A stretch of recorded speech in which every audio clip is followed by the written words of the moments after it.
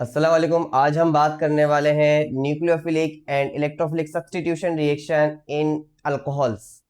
तो 1 degree, 2 degree और 3 degree alcohol की क्या ऑर्डर रहेगी इलेक्ट्रोफिलिक सब्स्टिट्यूशन में भी और न्यूक्लियोफिलिक सब्स्टिट्यूशन में भी, क्या ऑर्डर ऑफ रिएक्शन रहेगा इनका ना।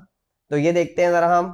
तो सबसे पहले हम इनके स्ट्रक्चर्स बनाते हैं कि प्राइमरी अल्कोहल या 1 डिग्री अल्कोहल किस तरह से बनता है। तो आपको मैंने पहले भी बताया था, कार्बन के साथ OH ग्रुप अटैच हो और जिस कार्बन के साथ OH ग्रुप अटैच हो वो कार्बन मजीद एक कार्बन से अटैच होगा, ठीक है। बाकी दो हाइड्रोजन से अटैच होगा, तो ये कहलाता है 1 डिग्री अल्कोहल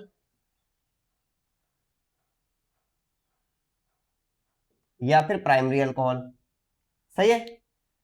दूसरी चीज ये, OH ग्रुप अटैच हो जिस कार्बन से, वो कार्बन मजीद दो कार्बन से अटैच हो।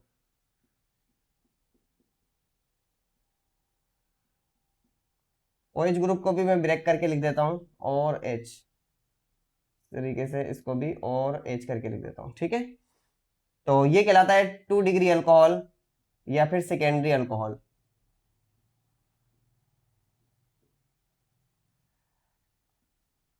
3 डिग्री अल्कोहल क्या कहलाता है कि जिस कार्बन से OH ग्रुप अटैच हो वो कार्बन तीनों जगह से कार्बन से ही अटैच हो, ये कहलाता है 3 डिग्री अल्कोहल, ठीक है। अब ऑर्डर ऑफ रिएक्शन क्या रहेगा न्यूक्लियोफिलिक सब्स्टिट्यूशन रिएक्शन में और इलेक्ट्रोफिलिक सब्स्टिट्यूशन रिएक्शन में। सबसे पहले आप लोग ये समझें कि जब भी जो है दो तरीके से ब्रेकिंग होगी। एक तो ये ब्रेकिंग होगी, इसी वजह से H को अलग करके लिखा था, और एक ब्रेकिंग होगी ये वाली, ठीक है। या तो OH के दरमियान ब्रेकिंग होगी बॉन्ड की, ठीक है, तीनों में OH के दरमियान ब्रेकिंग होगी, या फिर कार्बन और पूरे इस कंपाउंड के दरमियान ब्रेकिंग होगी। OH, कार्बन और OH के दरमियान ब्रेकिंग होगी, इसका मतलब ये वाला बॉन्ड ब्रेक होगा, ठीक है, जो कार्बन और ऑक्सीजन को मिला रहा है, ठीक है। तो जब भी जो है वो कार्बन और ऑक्सीजन के दरमियान ब्रेकेज होगी तो ये कहलाएगा nucleophilic substitution reaction.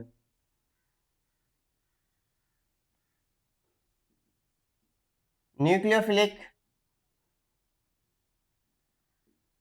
Substitution reaction कब होगा? जब कार्बन और ऑक्सीजन के दरमियान ब्रेकेज होगी, ठीक है। अब चाहे वो इसमें हो, चाहे वो इसमें हो, चाहे वो इसमें हो, ठीक है। इलेक्ट्रोफिलिक सब्स्टिट्यूशन रिएक्शन कब कहलाएगा? जब ऑक्सीजन और हाइड्रोजन के दरमियान ब्रेकेज हो तो कहलाएगा इलेक्ट्रोफिलिक सब्स्टिट्यूशन रिएक्शन, ठीक है। ये दो बात कंफर्म हो गई। जब कार्बन और OH के दरमियान जो ब्रेकेज होगी तो वो कहलाएगा न्यूक्लियोफिलिक सब्स्टिट्यूशन रिएक्शन। जब ऑक्सीजन और हाइड्रोजन के दरमियान ब्रेकेज होगी तो वो कहलाएगा इलेक्ट्रोफिलिक सब्स्टिट्यूशन रिएक्शन। अब देखते हैं कि ऑर्डर क्या है रिएक्टिविटी का। देखिए, हमने एक चीज आप लोगों को बताई थी कि अगर कार्बोकेटाइंस बनते हैं तो 3 डिग्री कार्बोकेटाइन सबसे ज्यादा स्टेबल होता है ना, और 2 डिग्री उसके बाद स्टेबल होता है, और 1 डिग्री सबसे लीस्ट स्टेबल होता है, ठीक है। तो अगर ये वाले बॉन्ड की ब्रेकेज होती है तो लाजमी सी बात है ये कार्बोकेटाइन बनेगा, इसके ऊपर पॉजिटिव चार्ज आएगा। जब इसके ऊपर पॉजिटिव चार्ज आएगा तो सबसे ज्यादा स्टेबल क्या होगा? अल्कोहल्स वाला, 3 डिग्री अल्कोहल्स।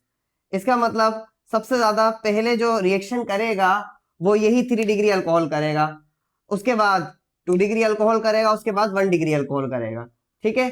तो अगर न्यूक्लियोफिलिक सब्स्टिट्यूशन रिएक्शन की बात करें तो ऑर्डर ऑफ रिएक्टिविटी कुछ इस तरह से होगा, 3 डिग्री पहले, उसके बाद 2 डिग्री, उसके बाद 1 डिग्री। इसी तरीके से जब इलेक्ट्रोफिलिक सब्स्टिट्यूशन की बात करें तो इलेक्ट्रोफिलिक सब्स्टिट्यूशन में इसका रिवर्स होगा, 1 डिग्री अल्कोहल, उसके बाद 2 डिग्री अल्कोहल, उसके बाद 3 डिग्री अल्कोहल, ठीक है। वजह क्या होगी? वजह ये होगी कि ऑक्सीजन जो है, हाइड्रोजन जो है और ऑक्सीजन का जो बॉन्ड है, ये ब्रेकेज जब होगा जब 1 डिग्री अल्कोहल में सबसे पहले ब्रेकेज होगा। वजह क्या होगी, क्योंकि ये ऑक्सीजन जो है वो इस कार्बन को स्टेबलाइज कर देगा।